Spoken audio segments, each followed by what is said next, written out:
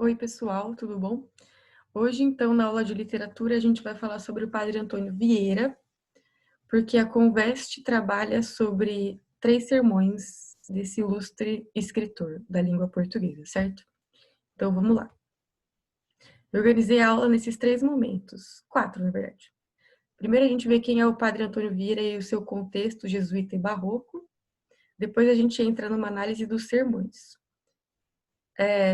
Geral, tema, estrutura, linguagem e como eram apresentados. Depois a gente passa por uma análise mais detalhada de cada um dos 3, que são 3 derivações do sermão da quarta-feira de cinza, né? E ainda tenho alguns exercícios que eu gostaria que vocês fizessem em casa e trouxessem para mim no plantão, e sugestões para aprofundamento no tema. Bom, vamos lá então. Padre Antônio Vieira e o seu contexto. O Padre Vieira foi um religioso jesuíta, filósofo, escritor e orador. É tido, inclusive, como o maior orador em língua portuguesa já existente entre Portugal e Brasil. E essa discussão, inclusive essa dualidade de Portugal-Brasil, é bastante marcante. Por quê? Padre Vieira nasce em Portugal em 1608 e morre aqui no Brasil em 1697. Ele basicamente viveu o século XVII inteiro aqui, certo? Porque ele chegou aqui no Brasil em 1614, com 6 anos. E logo que chegou, ingressou como aluno no Colégio dos Jesuítas de Salvador, onde passou por uma intensa formação jesuíta, humanística e letrada de competição intelectual. Era um colégio que valorizava grandiosamente esse desenvolvimento intelectual dos alunos voltado para o posicionamento na vida pública, para o debate, para a oratória, para a retórica, para a argumentação, cheio das competições e exercícios voltados a essas práticas. Outro ponto importante, né, é que aqui a gente está falando de uma formação histórica que é anterior ao iluminismo, né? Então, ela apresenta outros pressupostos sobre o sentido do tempo histórico e sobre a ação dos homens, o que fica bastante claro nos sermões do Vieira. Saindo, então, desse Colégio dos Jesuítas de Salvador, em 1614, o Vieira ingressa como noviço na Companhia de Jesus em 1623. E aí passa a desempenhar, né, de fato, esse ofício do jesuíta. Por conta desse fato dele ter nascido em Portugal, mas ter passado a vida toda aqui no Brasil, é bastante discutível, inclusive, dentro da teoria literária, se ele seria um autor de literatura portuguesa ou um autor de literatura brasileira. Enfim, não que isso limite, ou não que essa limitação deva existir, na verdade, quanto à análise da produção literária deste homem. Bom, vamos lá. Primeiro falar para vocês, então, sobre um pouco desse contexto jesuíta do Padre Antônio Vieira. Para os jesuítas, a teologia era concebida dentro da política, né?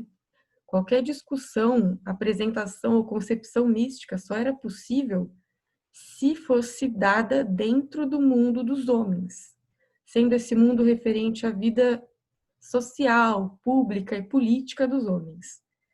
Então aqui a gente não tem uma separação entre a vida religiosa e a vida política, né? Muito pelo contrário. A igreja se encontrava inclusive nesse momento de não sei qual é a palavra, esse momento sacerdotal, acho que eu queria falar de ser, sei lá, enfim, esse momento sacerdotal e político.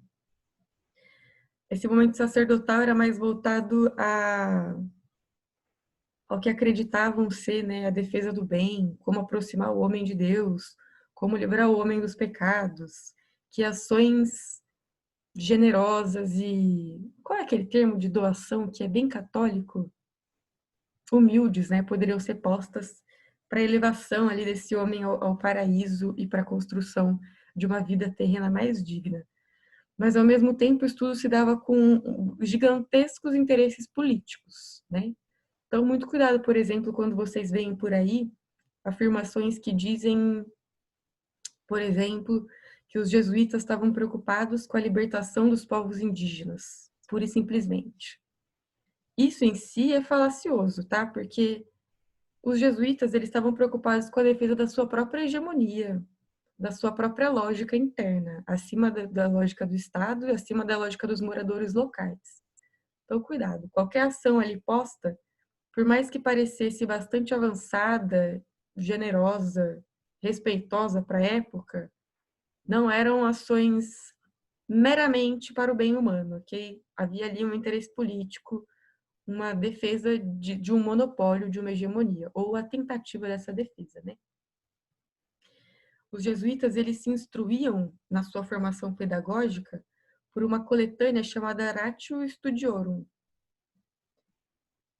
E essa coletânea se mesclava com a prática do voluntarismo. O que significa isso? Em determinadas circunstâncias, quando percebiam que podiam agir com determinada malemolência ali sobre o ratio, para que conseguissem atingir os seus objetivos reais aqui nessa prática jesuíta, eles, de fato, saíam um pouco ali do que o ratio previa. Mas, de qualquer forma, esse documento era absolutamente importante. E trouxe aqui um trechinho sobre esse código pedagógico. Ó. Treinava-se o aluno para o uso efetivo da palavra em público, fazendo dele não apenas o homo sapiens, mas o homo eloquens, apto para a intervenção na vida cívica a qual estava destinado, ou seja, apto para vir a ser homo políticos. Então percebam que essa formação jesuíta pautada ali, moldada pelo Ratio Studiorum, ela tinha esses momentos, né? Primeiro um desenvolvimento do Homo sapiens, depois, ainda dentro dos preceitos cristãos, o desenvolvimento de um homem de eloquência e que se voltasse ali à vida política, que então conseguisse colocar toda a discussão religiosa dentro do contexto político, social e público dos cristãos, ou daqueles que ainda não eram cristãos, mas os jesuítas queriam tornar cristãos. Joia? Esse caráter dos jesuítas tem muito a ver com como e por que os sermões do Vieira se constroem, que a gente vai ver mais para frente. Bom, aqui uma tentativa de justificar bem brevemente para vocês qual é a importância literária do Padre Antônio Vieira e por que ele é pedido, por exemplo, em literatura no vestibular mais do que em história. Não sei se vocês sabem isso, não sei se já viram em história, mas ele também tem uma importância histórica gigantesca.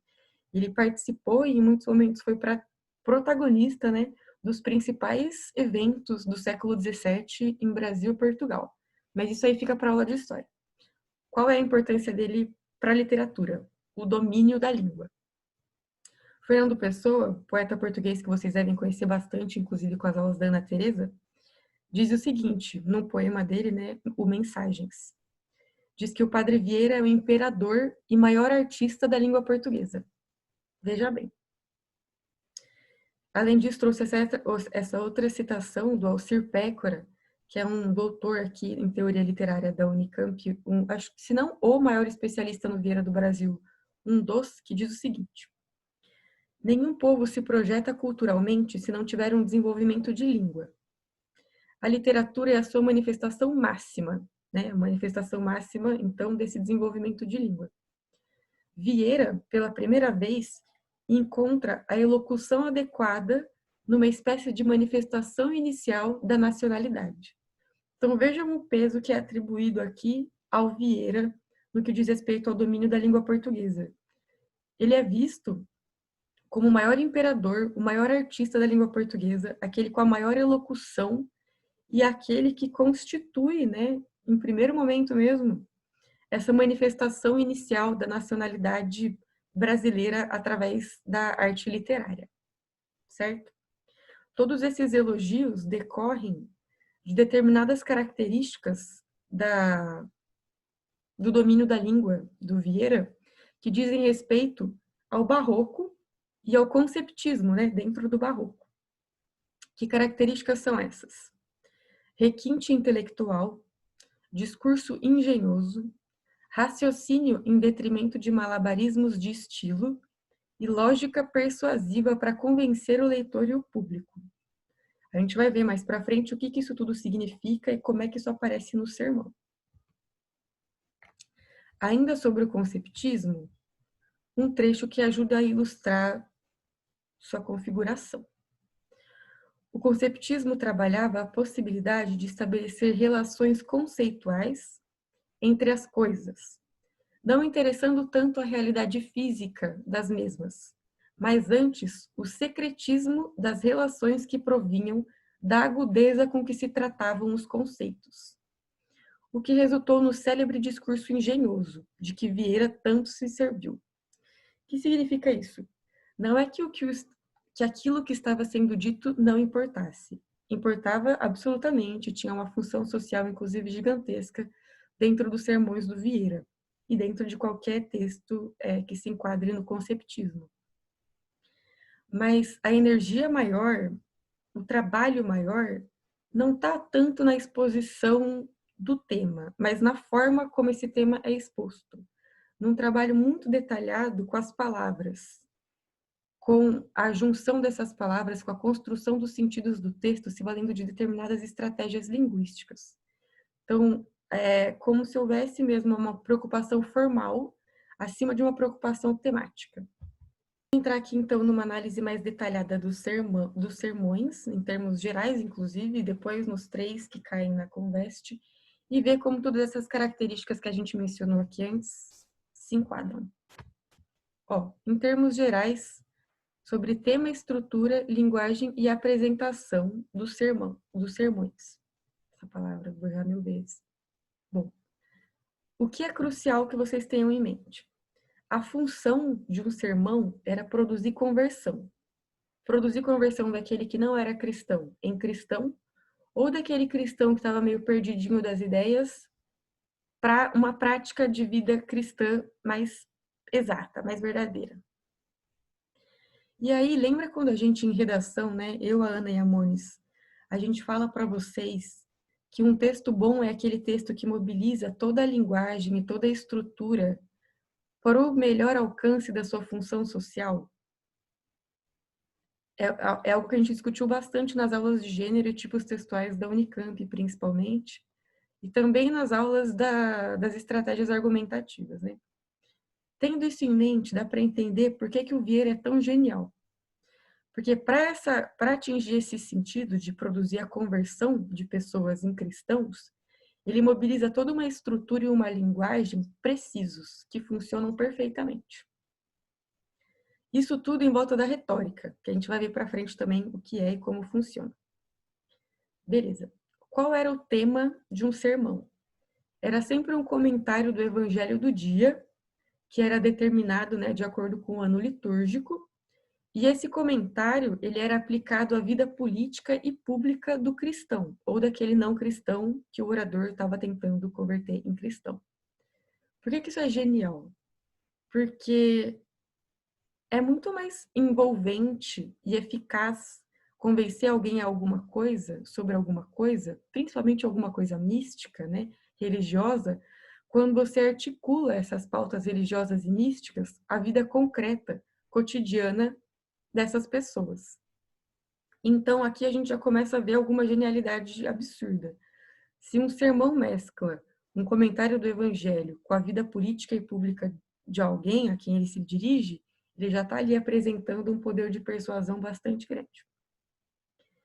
Esses sermões, eles eram escritos previamente, né, com toda aquela preocupação intelectual que era desenvolvida nos colégios jesuítas, né, conforme Horácio, mas eles também eram adaptados na hora em que eram apresentados oralmente ao público. Essa adaptação acontecia, claro, porque para você convencer alguém, você não pode soar forçado e nem pode apresentar ali uma decoreba de textos, né? Sem ritmo, sem se adequar à situação comunicacional exata ali dos seus interlocutores. Então, esses textos eram, sim, escritos previamente, com muito cuidado e precisão, no que diz respeito à estrutura e linguagem, e eles sofriam ainda assim algumas adaptações à hora. Tudo isso buscando a maior forma de convencimento possível. Esses textos, eles têm marcas propositais de oralidade, que vão ser a repetição e a circularidade. Vocês devem ter percebido isso lendo Vieira já. É cansativo o tanto de repetição que aparece. Por que isso? Quando um texto é escrito, e apresentado para ser lido, aquele leitor pode voltar a um trecho anterior para tirar alguma dúvida, pode ler várias vezes o mesmo trecho para sanar alguma dúvida e entender perfeitamente o que está sendo dito, certo? Mas quando um texto é feito para ser falado, não existe essa possibilidade em muitas situações de voltar, de tirar uma dúvida, de perguntar melhor o que foi dito ou pedir para repetir, né?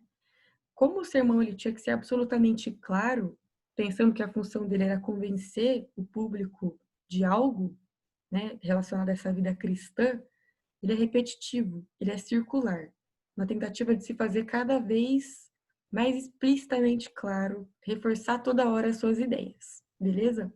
Então, não é por falta de domínio da linguagem que existe ali muita repetição e circularidade. É proposital, de acordo com a função e a comunicação social em que ele se enquadrava. Dentro ainda desse sermão, vocês devem ter percebido que existe a apresentação de um raciocínio organizado para o convencimento sem recorrer à pura fundamentação. O que seria a pura fundamentação? Somente a apresentação ali de passagens do Evangelho, de instruções cristãs místicas, na tentativa de convencer alguém a alguma coisa.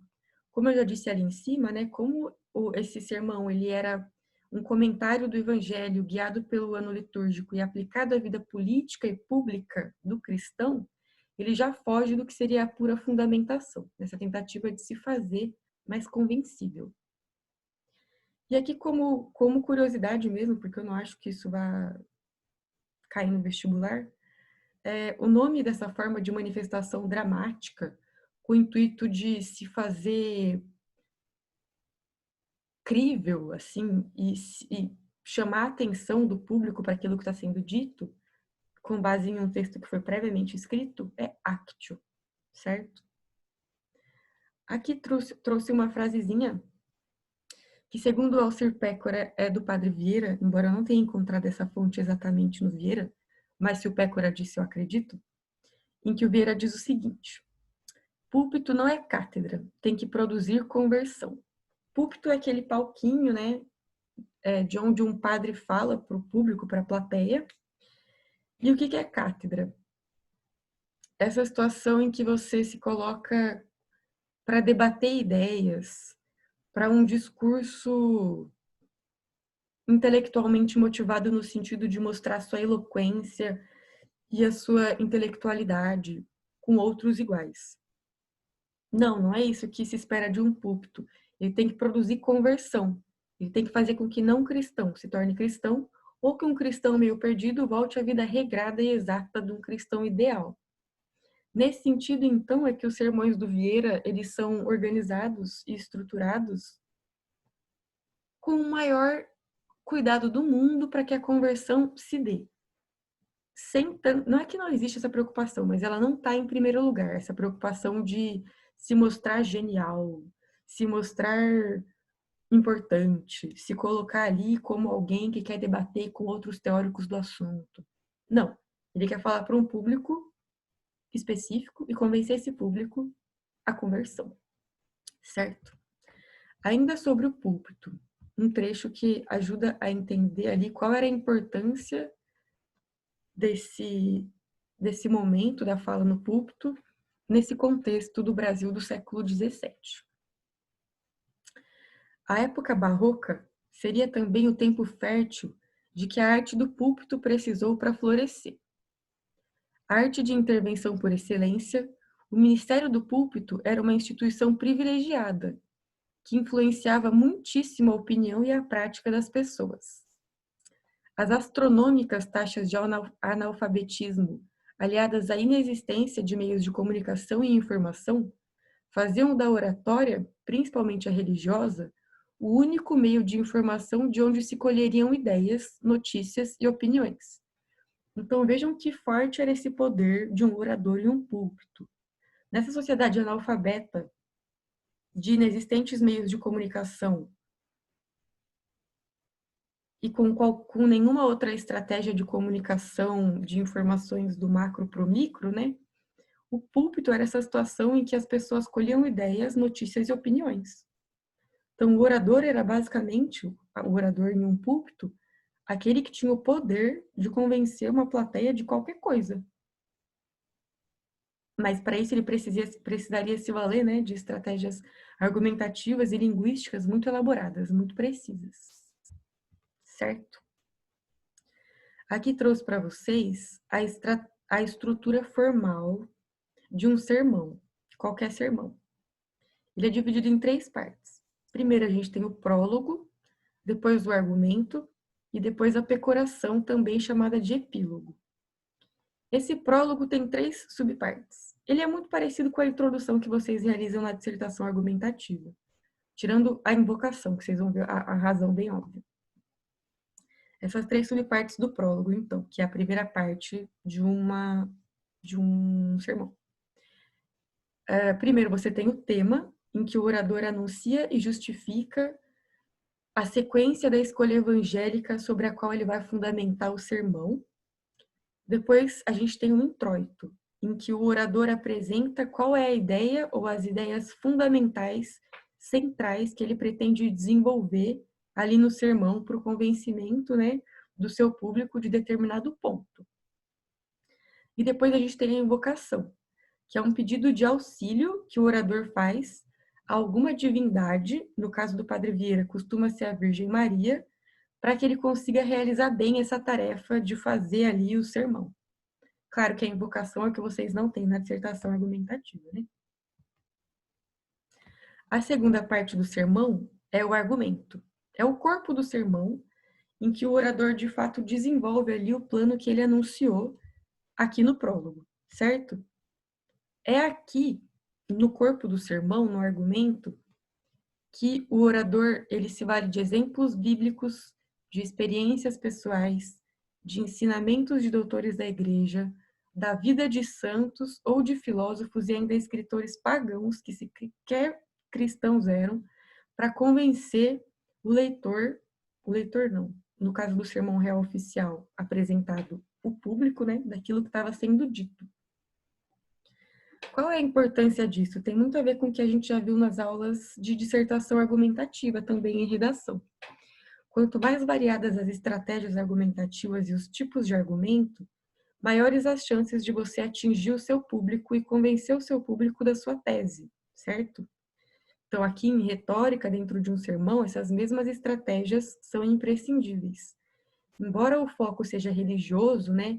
Então, ali, exemplos bíblicos e de doutores da igreja sejam muito pesados, como existia dentro da prática jesuíta essa preocupação em situar a discussão teológica dentro da vida social, política, pública, diversas outras estratégias argumentativas, para além das cristãs, né, para além do que diz respeito exclusivamente ao evangelho, eram utilizadas. Sempre com essa tentativa, nesse intuito, nesse trabalho engenhoso, mecânico de convencimento. A terceira, então, e última parte de um sermão é o que se chama de pecoração ou epílogo, né? É bem parecido com o que vocês têm que fazer na conclusão de uma dissertação argumentativa, principalmente da do Enem. Tem quase que uma proposta de intervenção aqui. No epílogo, existe então uma síntese do sermão, né? E uma exortação dos fiéis para que coloquem em prática os ensinamentos expostos pelo orador durante o argumento. Beleza? Então, voltando lá. No prólogo, você tem a apresentação da escolha evangélica que vai guiar o sermão, das ideias que vão ser fundamentadas e defendidas e desenvolvidas pelo orador com base nessa escolha evangélica e a invocação de uma divindade para que esse exercício se dê da melhor maneira possível. Depois, no argumento, você tem o desenvolvimento, né, desse sermão, desse tema sobre o evangelho, atrelado ali à vida política, à vida pública, à vida comum dos ouvintes do sermão, no intuito de fazê-los saírem convencidos daquilo que o orador pretende defender, né? Com diversas estratégias argumentativas.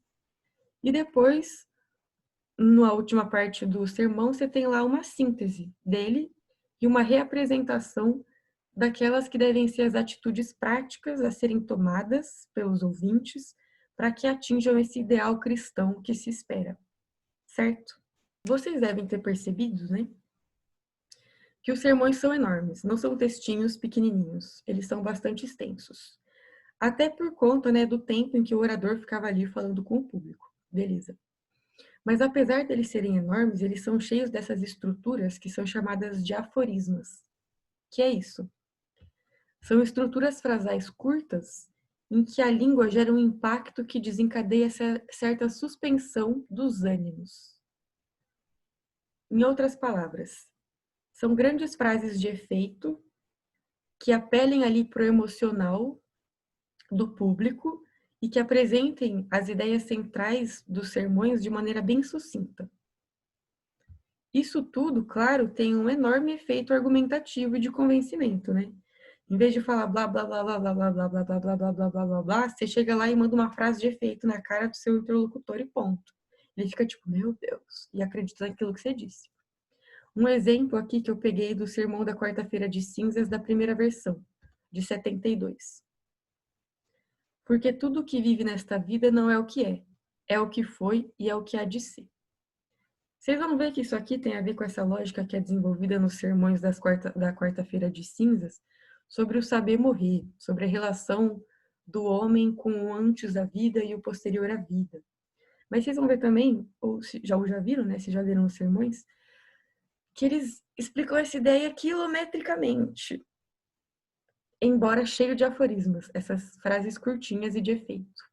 Sempre ali no intuito de se fazer impactante, de convencer o interlocutor. Ops. Ainda sobre esse estilo de linguagem do Vieira, trouxe um trechinho dele próprio explicando como é que ele se porta linguisticamente. Se gostas de afetação e pompa de palavras, e do estilo que chamam culto, não me leias. Quando este estilo mais florescia, nasceram as primeiras verduras do meu, que perdoarás quando as encontrares. Mas valeu-me tanto sempre a clareza, que só porque me entendiam comecei a ser ouvido. E o começaram também a ser os que reconheceram o seu engano e mal se entendiam a si mesmos. O que ele está dizendo aqui? Embora no barroco exista mesmo essa preocupação, né, com os micro detalhes, com o pomposo, com aquilo que é frufru, digamos, de linguagem, o Vieira, dentro do conceptismo, se preocupa mais em se fazer claro e em trabalhar com estratégias argumentativas. Porque ele acredita que assim ele pode ser melhor compreendido, melhor ouvido pelo seu público, e assim esse público pode reconhecer melhor o seu engano, que seria estar afastado da vida cristã para o Vieira, e perceber que eles próprios estavam mal se entendendo e ter consciência então de quais atitudes precisam tomar na vida prática para atingirem esse posto do cristão ideal, que vai atingir o paraíso, que vai construir uma boa relação com a vida e com a morte, que vai ter ali também uma alma elevada, perto de Cristo, perto de Deus, enfim. Então, Vieira ele se preocupa em se fazer claro, em ser persuasivo e em tirar os seus ouvintes do que ele chama de engano, né, dessa vida não cristã. Para isso, o Vieira se vale de determinadas estratégias retóricas. Vamos ver aqui um trecho sobre o que seriam essas estratégias retóricas e como é que ela se insere ali dentro de um sermão. Apesar de poder ser alcançada por diferentes meios, a adesão mental a um argumento requer um uso cirúrgico das palavras. Não havendo uma relação direta entre linguagem verbal e o mundo, a utilização da palavra para fins persuasivos requer uma sensibilidade difícil de alcançar. Para convencer eficazmente, é necessário dominar uma complexa teia de relações que mescla as dimensões denotativa e conotativa das palavras. O estilo, o ritmo, a sonoridade ou, entre tantos outros aspectos, a relação com contextos muito específicos. Tamanha sinfonia, pela dificuldade que a sua concretização acarreta, é um feito que poucos podem orquestrar, mas entre os quais se inclui a genialidade dos grandes gênios, a generalidade dos grandes gênios da literatura, né? Então, quando a gente está falando de estratégias retóricas em língua, a gente está falando de todo esse jogo que envolve o denotativo e o conotativo, o estilo, o ritmo, a sonoridade, a relação entre o que está sendo dito com o contexto de quem está escutando, com o contexto histórico e social em que o discurso está sendo proferido, para que ele seja o mais persuasivo possível, né?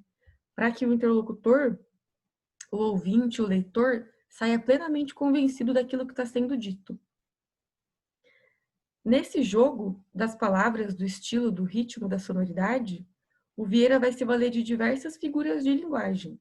Ele usa muita metáfora, muita hipérbole, muita antítese, muitos paradoxos que inclusive são bastante característicos do barroco, muitas alegorias, sempre na tentativa de se fazer o mais claro possível e o mais convincente possível.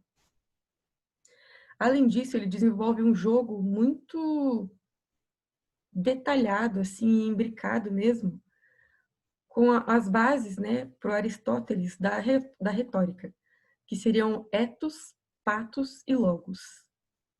Ethos seriam as condutas de um homem que ensinam alguém a algo. Pathos, as paixões que comovem alguém sobre algo, sempre no intuito, então, desse convencimento. E logos seriam os argumentos que instruem alguém a realizar alguma coisa. Vocês vão perceber, e eu espero, inclusive, que vocês realizem um exercício aí no final da aula relacionado a isso, que há diferentes momentos nos sermões do Vieira em que, para convencer o público dele daquilo que ele está dizendo, ele se vale da apresentação de condutas, da sugestão de condutas, da apresentação e sugestão ali de momentos empáticos que gerem comoção, né, do pathos, e muito, muito e sempre da apresentação de argumentos detalhadamente encadeados, detalhadamente sustentados, detalhadamente, meu Deus, sustentados, né, para instruir o interlocutor. Joia? Em vista dessas estratégias retóricas, a gente entra agora numa análise mais detalhada dos sermões da quarta-feira de cinzas, né? Nas 3 versões desses sermões. Vamos dar uma contextualizada antes no que é a quarta-feira de cinzas. Então, existia aí, ainda existe, graças ao carnaval, essa festa pagã de romanos, em que havia, e há ainda, muita bebida, muita comida e muitos prazeres carnais, certo?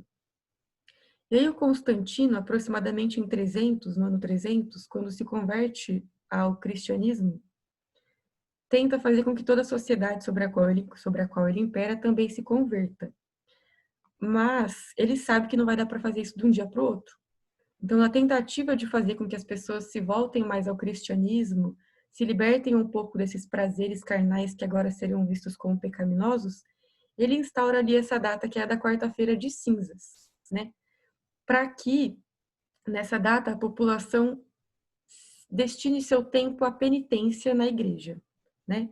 A se limpar, então, desses pecados carnais, repensar o sentido da vida, o sentido da morte e quais são os deveres do cristão. Nessas celebrações, os padres faziam um sinal da cruz com cinzas, portanto, quarta-feira de cinzas, a fim de lembrar aos homens o que Deus disse a Adão quando ele desobedeceu às suas ordens no paraíso. Deus diz: tu és pó e ao pó voltarás. Essa passagem, que está no Evangelho, em Gênesis 3,19, é o tema dos 3 sermões da quarta-feira de cinza do Vieira, né?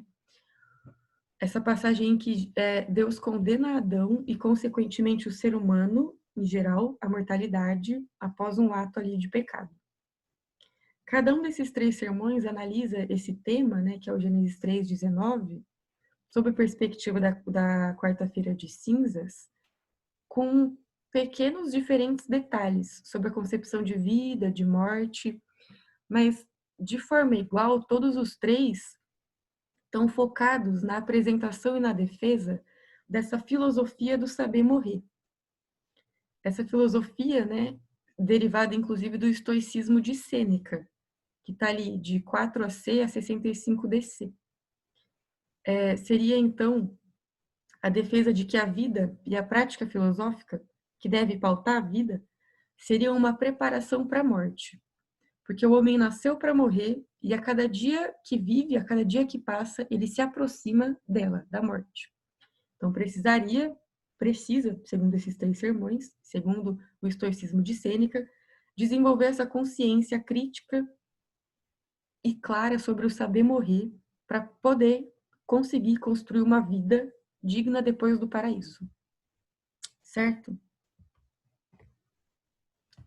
Aqui, um trecho do Pécora sobre o que seria a concepção vieriana, né, do Vieira, de morte.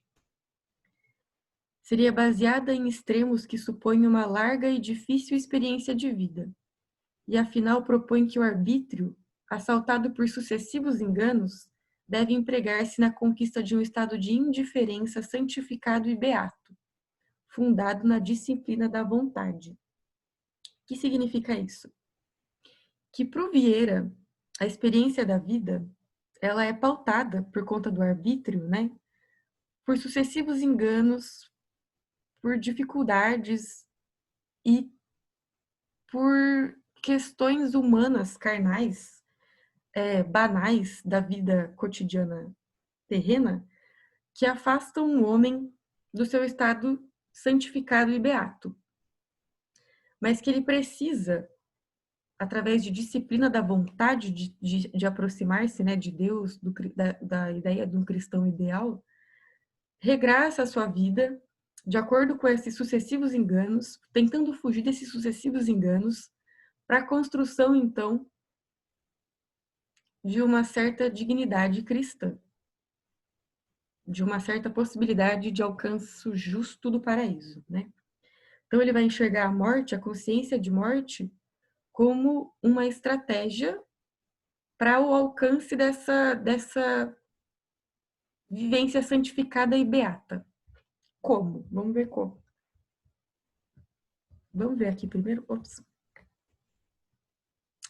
O Sermão da Quarta-feira de Cinza de 1672, primeira versão.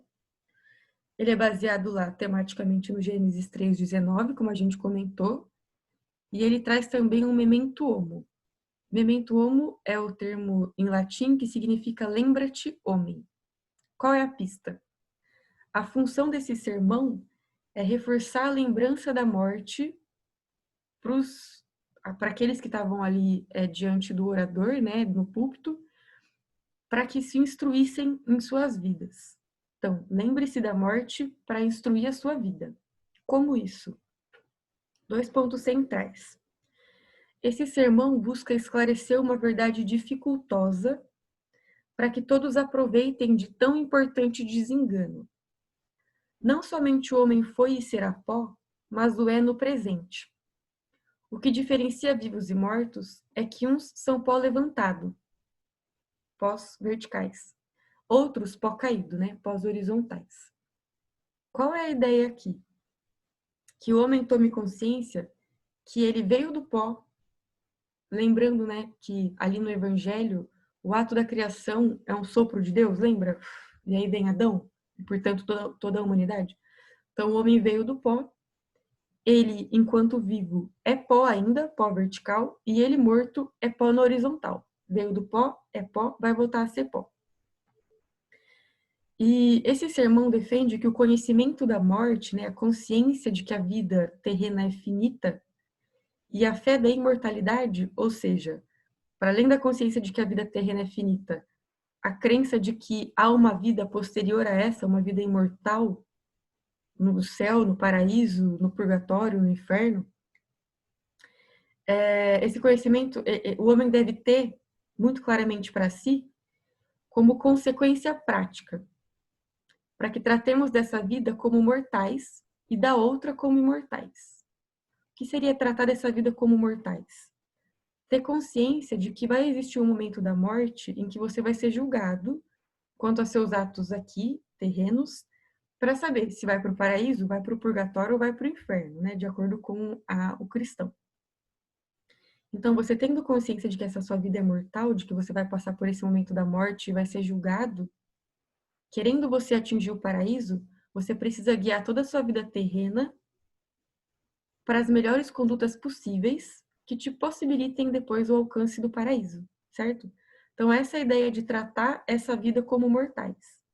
E a ideia de tratar a outra como imortais é o peso de que essa divisão aí que vai te acontecer no momento da morte entre paraíso, purgatório e inferno é eterna.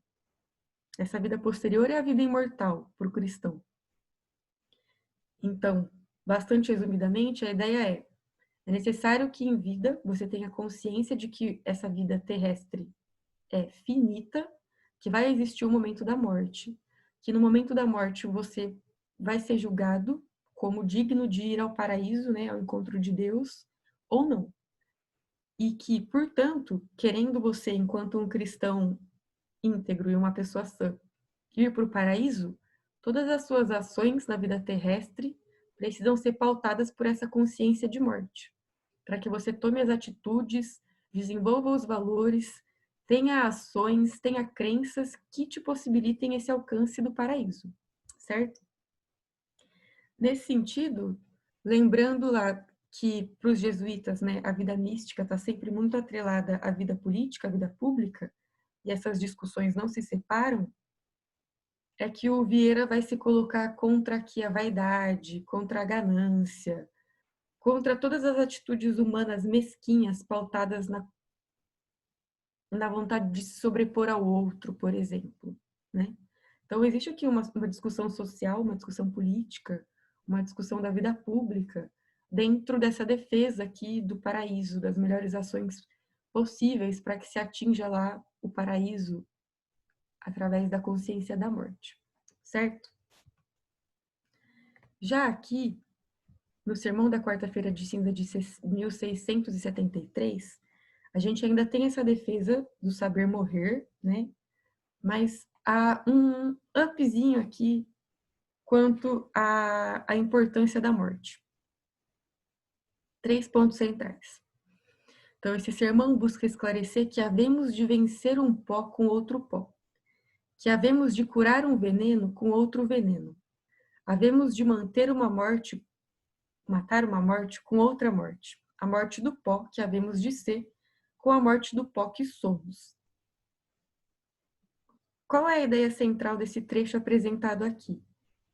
Que é que a morte seria em si o ato que, mais do que, como diz o sermão anterior, regra a vida do homem, deve regrar a vida do homem, possibilita que ele acabe aqui com os seus sofrimentos. É como uma espécie de remédio, então, né? Você mata uma morte com outra morte, você acaba com as ações que não condizem ao bom cristão que vai ao paraíso e que são inclusive dadas por esse caráter mortal, banal da vida terrena, com a consciência de morte, certo? Então ela veria aqui ser uma espécie de instrumento para a resolução de problemas terrenos. Então esse sermão defende que saber morrer é acabar com a vida antes da morte, para aprender a saber morrer morrendo, num aprendizado pela antecipação da morte, portanto. Mas tem que tomar cuidado, né, que essa defesa do saber morrer morrendo, essa visão da morte como um instrumento que vai ajudar o homem, essa consciência da morte, né, como um instrumento que vai ajudar o homem a alcançar o paraíso, a melhor estruturar a sua vida e suas ações de acordo com os preceitos cristãos, não é jamais uma defesa do suicídio, que inclusive é visto como um pecado dentro da doutrina cristã, certo? Não é o suicídio, é a ideia de que a morte seria uma recusa dos negócios e dos gostos dessa vida, da vaidade, da ganância, e de todas essas questões humanas envolvidas aqui nessas 3 centrais, para que o homem alcance o paraíso terreno e, depois da sua morte, o céu. Entende? Então, aqui a gente tem o quê? Essa apresentação da ideia do saber morrer como algo que deve pautar a vida do homem para que ele consiga depois atingir o paraíso adequadamente como um bom cristão. Aqui também há essa ideia, mas há mais marcadamente a ideia de que a morte seria uma espécie de instrumento, uma espécie de ação que corrige, que guia, né? Porque saber morrer é deixar para trás mesquinharias mundanas, terrenas, egoístas, vaidosas, que dizem respeito à vida terrena, mortal mesmo, para que se atinja depois uma vida imortal eterna no paraíso. E aqui nesse terceiro ponto, nesse terceiro sermão, a gente continua com essa defesa do saber morrer, mas a morte ela é ainda mais precisamente posta como um instrumento, como um remédio para a cura do homem. De novo, não como suicídio, tá? Então, esse sermão, 3 pontos principais. Busca provar que a morte que tanto tememos deve ser amada, e a vida que tanto amamos deve ser temida. E por quê? Porque o pó que somos é a vida. O pó que havemos de ser é a morte. E o maior bem da vida é a morte. O maior mal da morte é a vida. Foca nessa parte aqui, ó. A morte que tanto tememos deve ser amada, e a vida que tanto amamos deve ser temida. Por que essa morte que a gente tanto teme deveria ser amada? Porque é a partir de uma reflexão sobre as delimitações da conduta humana que ela coloca, tendo em vista lá essa elevação ao paraíso, é que a gente tem que construir a nossa vida. Então ela tem que ser amada, essa consciência da morte. E essa vida que tanto amamos que deve ser temida é essa vida humana, banal, carnal, de interesses pessoais e de desrelação, né, de deslocamento em relação aos preceitos cristãos. Então, aqui nesse sermão, a gente tem como argumento central, apoiado em Jó, mas não só, inclusive, que a vida do homem é uma eterna guerra, uma guerra em que os inimigos são a carne e o espírito, e que só a morte pode acabar com essa guerra, assim como só a morte pode acabar com o pecado. Então, lembrando aqui, né, que a gente está tratando de um contexto anterior ao iluminismo, em que essas dualidades ainda são bastante postas e críveis, o homem teria esse lado ruim, mal, que é o da carne, da vida humana, e esse outro lado bom, conectado a Deus, da vida elevada, cristã, que é o espírito. E que, segundo esse sermão em vida, esses dois lados, né, da carne e do espírito, estão em constante luta, estão em constante guerra, o que deixa o homem em desassossego, em aflição, né? E a morte seria, então, um remédio para acabar com essa guerra. E aí você tem lá, né, se você viveu uma vida adequada, de acordo com preceitos cristãos, tendo consciência da morte como sua guia, uma separação entre o corpo e uma alma que se eleva ao céu, que vai ao paraíso, ao encontro de Deus, de Cristo, enfim.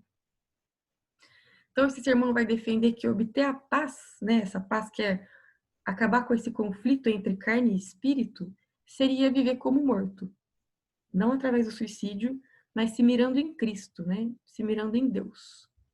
Certo?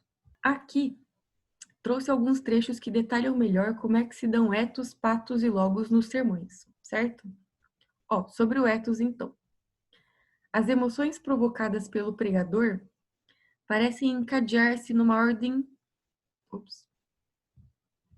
sinfônica avassaladora, que resulta no total desmantelamento das barreiras psicológicas que a lógica do discurso poderia encontrar na cabeça de cada ouvinte ou leitor.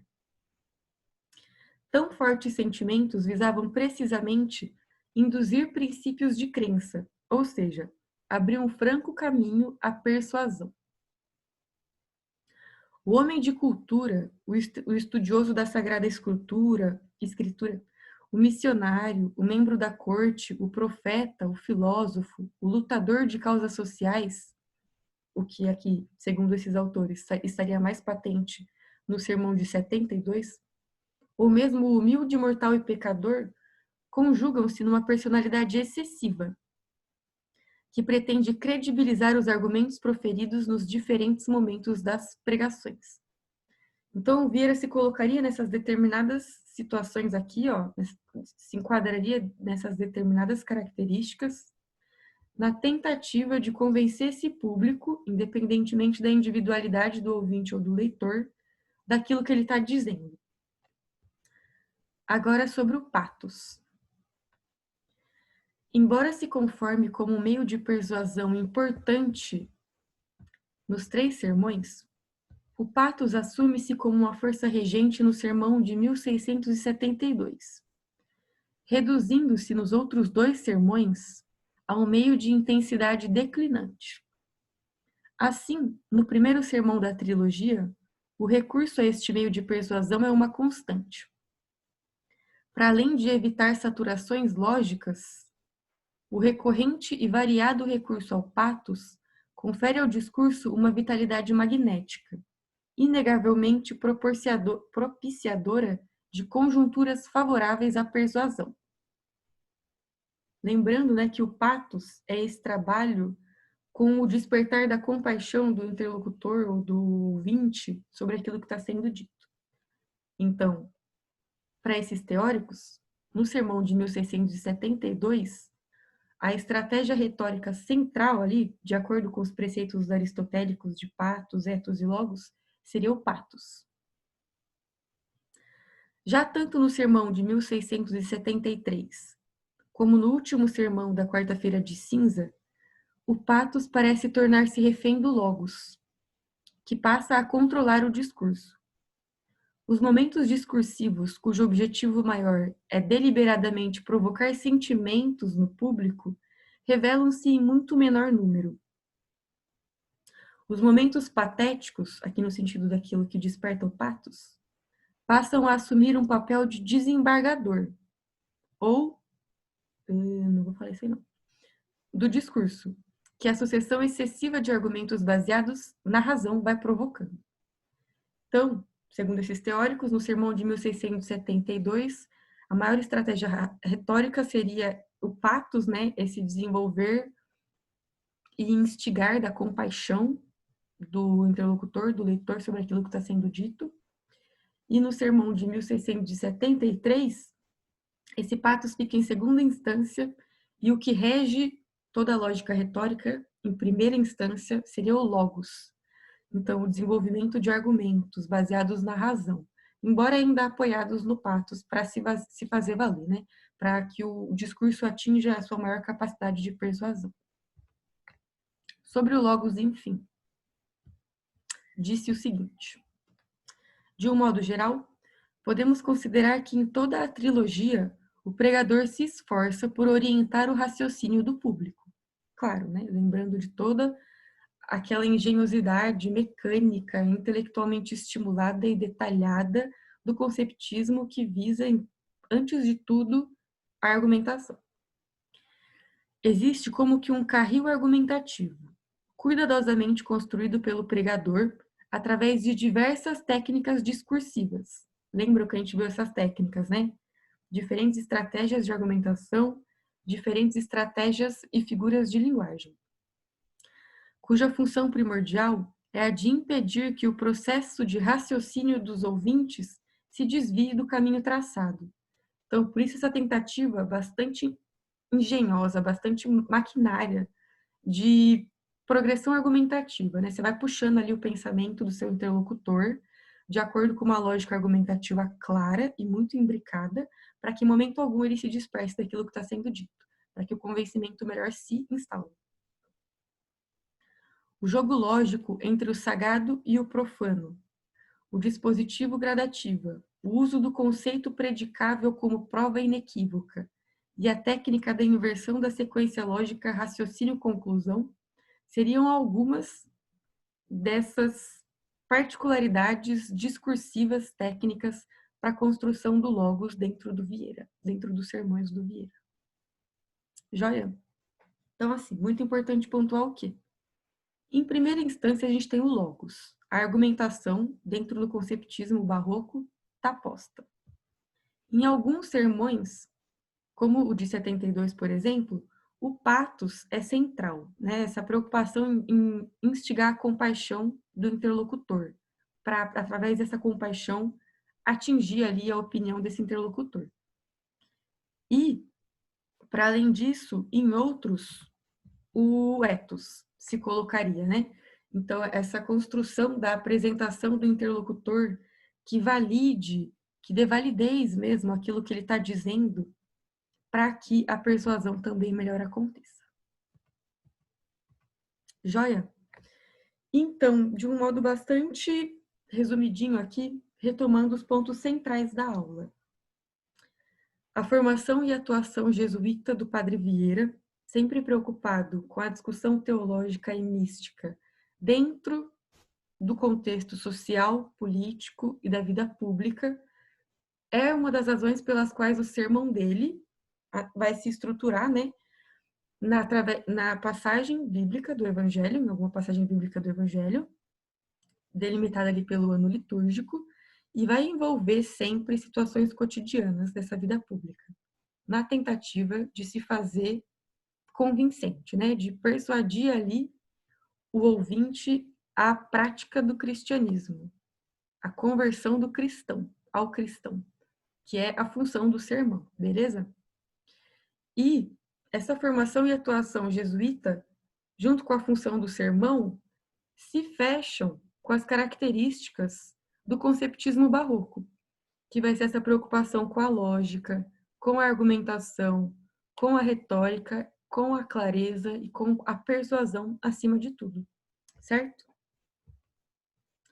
Aqui, dois exercícios que eu acho que são muito importantes pelo seguinte, né? Como vocês viram, essa aula não é uma aula para mastigar os sermões do Vieira para quem não leu os sermões e entendeu o que eles falam. É uma aula que visa deixar mais claro quais são os pontos centrais ali, depois da leitura desses sermões. Então, para fixar esses pontos, é importante que, num primeiro momento, vocês tentem identificar quais são as estratégias retóricas presentes nos sermões. Tanto ali de um tipo de argumento, quanto de uso da linguagem, certo? E depois também seria interessante que vocês analisassem como é que esses três sermões se relacionam. O que eles têm em comum e o que eles têm de diferente. Na abordagem do tema, que é o Gênesis 3:19, né? E nas conclusões que os três apresentam sobre vida, nesse sentido terreno, mortal, e morte, sendo vista então como uma passagem para essa vida eterna, né, imortal, no paraíso, preferencialmente, no purgatório ou no inferno. Joia? A ideia era essa mesmo. Ainda deixo para vocês 2 vídeos que estão no YouTube de sugestão de aprofundamento nos estudos do Padre Vieira. Um deles é com o professor Dr. Alcir Pécora, que eu mencionei bastante aqui nessa aula, que é do IEL da Unicamp, sobre a obra e o pensamento do Vieira, né? É uma entrevista que foi gravada pela Univesp, que é a Unesp virtual, e vocês podem encontrar nesse linkzinho aqui. O outro é um vídeo do professor Dr. João Adolfo Hansen, né, da FEFELESH na USP, não sei como, no centenário número 4, ó, Miguel, de nascimento do padre Antônio Vieira, né? Nesse link aí também. Os 2 vídeos são relativamente curtos, tem 1 hora cada um, dá para você ver, sei lá, de boas na sua casa enquanto você almoça, por exemplo. E eles têm detalhes muito importantes e cruciais sobre a obra do Vieira que não tive tempo de abordar aqui com maiores detalhes. Os 2, inclusive, são os maiores especialistas em Padre Vieira, se não só do Brasil, do mundo, até em relação a Portugal. Então, maravilhosos, incríveis, eu sugiro demais que vocês assistam esses vídeos. Vou tentar colocar na descrição aqui embaixo também, caso seja mais fácil do que só clicar, quer dizer, do que copiar isso aqui no seu navegador, né? Bom, é isso. Espero que essa tentativa de esclarecimento quanto à complexidade e até, em certa medida, confusão, mas com muitas aspas do Vieira, tenha ajudado, né, vocês. Se por acaso, sei lá, pensarem, nossa, essa aula está muito repetitiva, não estou entendendo o que está acontecendo, pensa assim, para minha defesa, que eu estou sendo uma Nossa, não tem o menor sentido do que eu ia falar. Eu ia falar que você pode me ler com uma conceptista barroca, que está aqui expondo seus pontos oralmente e se vale, então, da repetição na tentativa de se fazer clara. Mas, enfim, era só palhaçada. Bom, é isso. Por favor, me busquem no plantão, né, para tirar dúvidas aqui sobre essa aula, para se aprofundarem no assunto, para comentários sobre esses 2 vídeos que eu sugeri e principalmente para os exercícios 1 e 2 que eu passei aqui, beleza? E, é claro, exercícios da apostila e de outros anos do vestibular também são absolutamente bem-vindos. É isso. Vejo vocês no plantão, então. Beijos e boa semana.